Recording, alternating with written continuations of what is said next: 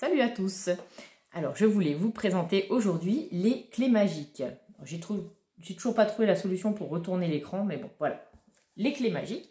Donc, c'est un jeu qu'on a au catalogue annuel. Un très beau jeu avec un joli matériel, vous allez voir. À partir de 5 ans, mais les parents prennent aussi beaucoup de plaisir à y jouer avec les enfants. Pour 2 à 4 joueurs et pour des parties d'environ 15 minutes. Donc, c'est un jeu qu'on peut sortir assez souvent. Donc, je vous montre le matériel.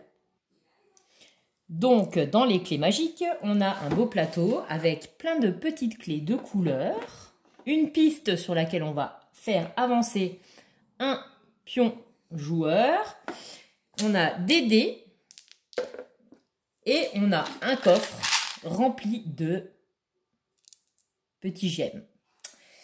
Donc le but du jeu, c'est d'engranger un certain nombre de gemmes en fonction du nombre de joueurs pour gagner la partie. Pour pouvoir avancer le pion. Le but d'avancer le pion, ça va être d'aller le plus loin possible parce que plus on va avancer sur les couleurs et choisir à un moment ou à un autre, dire bon bah là j'arrête.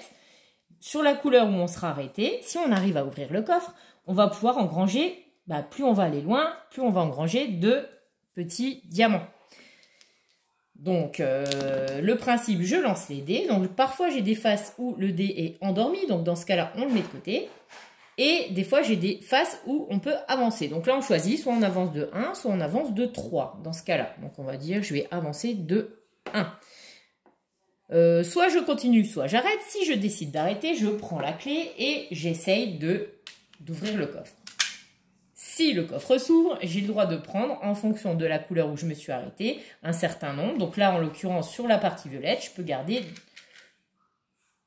et gagner 2 diamants. Voilà.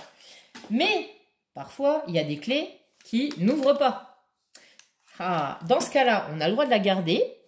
Et ça nous permettra, à notre tour de jeu, de dépenser la clé. Donc, c'est un petit joker, de dépenser la clé pour pouvoir relancer les dés endormis.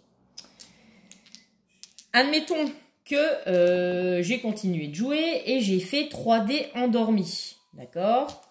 Si jamais je fais 3 dés endormis, le pion qui aura avancé, lui, reste à sa place et c'est le joueur suivant qui va reprendre la suite et pouvoir essayer de relancer les dés, d'aller encore plus loin.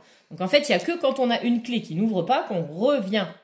On revient au début. Sinon, si on s'endort complètement, le pion continue à avancer. Donc, on va favoriser en fait les joueurs qui vont venir après. Chaque couleur, on a 5 clés. Sur les 5 clés, il y en a toujours 2 qui n'ouvrent pas. Sauf la dernière qui ouvre à chaque fois systématiquement. Donc, la dernière, c'est jackpot. On peut gagner 5 petits diamants. Voilà. Autre point de règle pour ne pas frustrer les enfants. Quand ils font directement au premier lancer 3 dés endormis, en fait, ça va permettre au pion d'aller sur cette case rouge. La case rouge là, elle permet de reprendre les dés endormis pour pouvoir les relancer et continuer la partie. Donc, il en est de même que si vous avancez et que vous vous arrêtez ici, vous pourrez récupérer les dés qui sont endormis et pouvoir continuer la partie. Donc, voilà. Donc, vous avez compris. Les clés magiques, c'est un jeu de stop ou encore. Voilà. Moi, je l'aime bien. Le matériel, il est chouette. Les parties sont rapides. C'est sympa à faire aussi bien pour les grands que pour les petits. Et le tarif, il est à 25,90 €.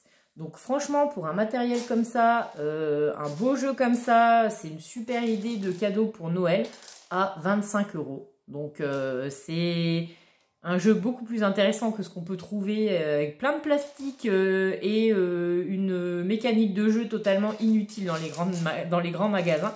Celui-là, il est vraiment chouette et à prix intéressant vu la taille de la boîte. Donc, écoutez, si ça vous intéresse, vous savez où me trouver.